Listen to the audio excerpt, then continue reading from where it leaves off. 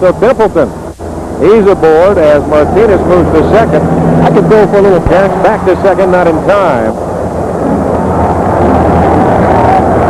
So there's 2 gone. And that'll bring the top of the order, and it'll bring the fans to their feet. They need 1.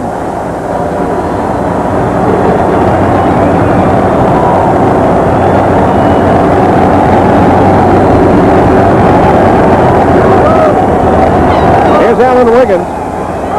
He's 0 for 4 this afternoon. And there's the strike.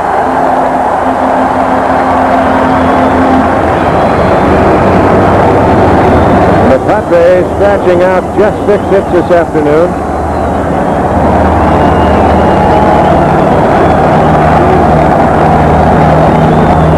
A little looper, low ball calling, and that ought to do it. Makes the catch in the side, retired, and game number 1 is in the book. For the Padres in the 9th inning, no runs on 2 hits, no errors. They leave a pair, and the final score in game number 1. The Chicago Cubs 13, the San Diego Padres nothing. Look at that. They are geared and ready to go tomorrow. Not one fan left the ballpark. They don't do it here, Earl. They stay right to the bitter end. This year, though, they've had a lot of sweet endings. Ernie Banks down in the dugout. Mr. Cub himself. The Cubs, they win game number 1, 13-0, and we'll be back after this message and a word from our local station.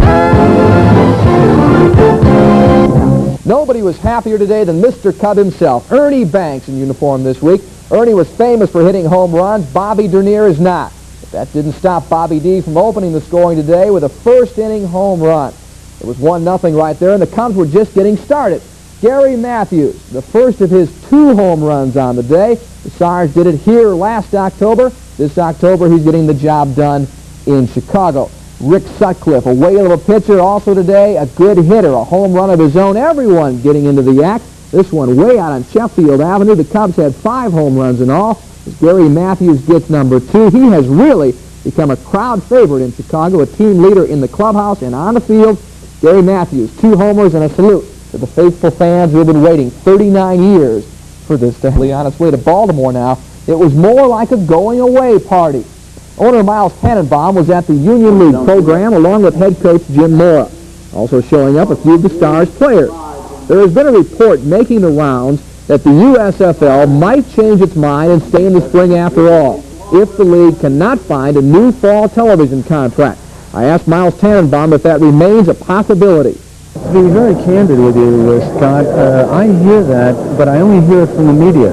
I haven't heard it from anybody in the league.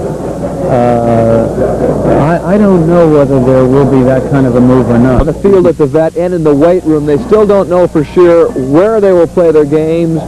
Players I talked to said that cannot affect their preparation.